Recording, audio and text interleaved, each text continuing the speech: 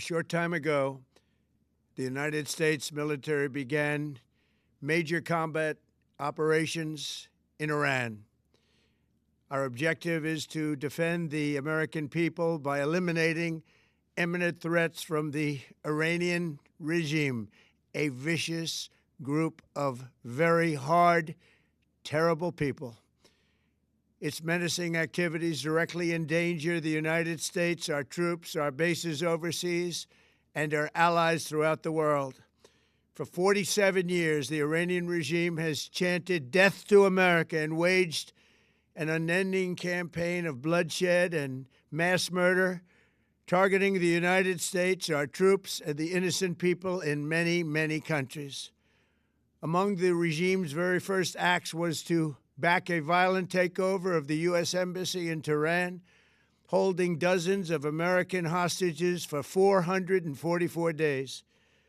In 1983, Iran's proxies carried out the Marine barracks bombing in Beirut that killed 241 American military personnel.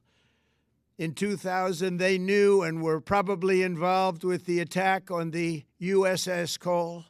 Many died. Iranian forces killed and maimed hundreds of American service members in Iraq. The regime's proxies have continued to launch countless attacks against American forces stationed in the Middle East in recent years, as well as U.S. naval and commercial vessels in international shipping lanes. It's been mass terror, and we're not going to put up with it any longer. From Lebanon to Yemen and Syria to Iraq, the regime has armed, trained, and funded terrorist militias that have soaked the earth with blood and guts. And it was Iran's proxy, Hamas, that launched the monstrous October 7th attacks on Israel, slaughtering more than 1,000 innocent people, including 46 Americans, while taking 12 of our citizens hostage. It was brutal, something like the world has never seen before. Iran is the world's #1 state sponsor of terror and just recently killed tens of thousands of its own citizens on the street as they protested. It has always been the policy of the United States, in particular, my administration, that this terrorist regime can never have a nuclear weapon. I'll say it again, they can never have a nuclear weapon. That is why in Operation Midnight Hammer last June, we obliterated the regime's nuclear program at Fordow, Natanz, and Isfahan. After that attack, we warned them never to resume their malicious pursuit of nuclear weapons, and we sought repeatedly to make a deal. We tried. They wanted to do it. They didn't want to do it. Again, they wanted to do it. They didn't want to do it. They didn't know what was happening. They just wanted to practice evil. But Iran refused, just as it has for decades and decades. They've rejected every opportunity to renounce their nuclear ambitions, and we can't take it anymore. Instead, they attempted to rebuild their nuclear program and to continue developing long-range missiles that can now threaten our very good friends and allies in Europe, our troops stationed overseas, and could soon reach the American homeland. Just imagine how emboldened this regime would be if they ever had and actually were armed with nuclear weapons as a means to deliver their message. For these reasons, the United States military is undertaking a massive and ongoing operation to prevent this very wicked, radical dictatorship from threatening America and our core national security interests.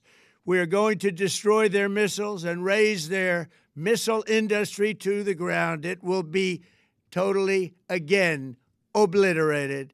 We're going to annihilate their Navy. We're going to ensure that the region's terrorist proxies can no longer destabilize the region or the world and attack our forces and no longer use their IEDs or roadside bombs, as they are sometimes called, to so gravely wound and kill thousands and thousands of people, including many Americans.